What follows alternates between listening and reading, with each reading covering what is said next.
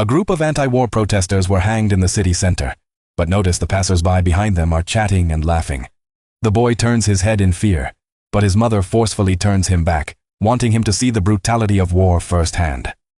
The son softly asks what those people did wrong, and the mother replies, "Mighty good." Nazis were still hunting down Jews. That day, Jojo came home early hearing strange noises from his sister's room, but his sister had long passed away. Carefully checking, Jojo saw a scratched line on the floor revealing a secret door, which he lightly pried open with a knife.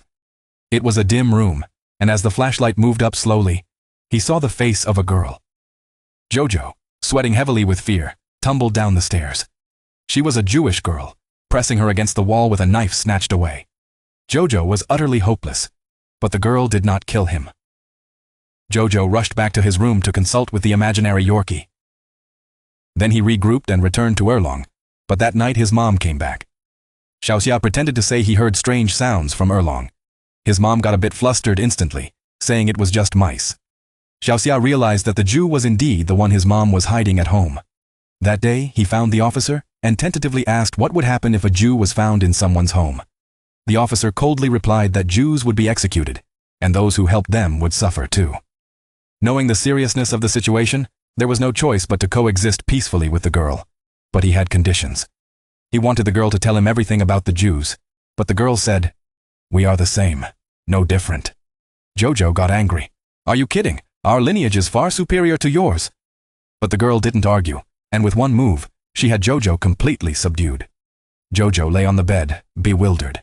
At night, his mom danced joyfully as the Allied forces grew stronger, Italy being already defeated, meaning the end of the war was near.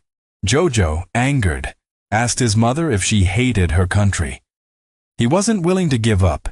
He believed understanding Jews was crucial to overcoming them. The girl, despite her situation, played along, creating stories. She shared about a childhood sweetheart, Nathan, who promised to take her to Paris post-war. Jojo, acting on this, wrote her a letter as Nathan, saying he had moved on, which deepened her despair. Watching her heartache, Jojo's guilt led him to write another comforting letter. Gradually, Jojo realized Jews weren't the monsters he'd been taught to fear. The girl saw Jojo as merely a naive, brainwashed boy. As news of Germany's defeat circulated, Jojo discovered his mother working to liberate Germany, which explained her decision to shelter the girl.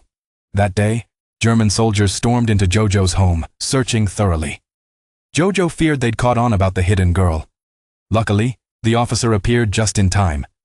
They searched his room and saw Hitler posters on the walls. The soldiers were impressed, calling Jojo a model Nazi. But then one noticed Jojo's missing knife. He was anxious, not knowing what to say, as the girl had taken it. Just then, she posed as Jojo's deceased sister, calmly answering all their queries. But the soldiers insisted on checking her ID, making her nervous. She handed over an ID that wasn't hers with shaking hands.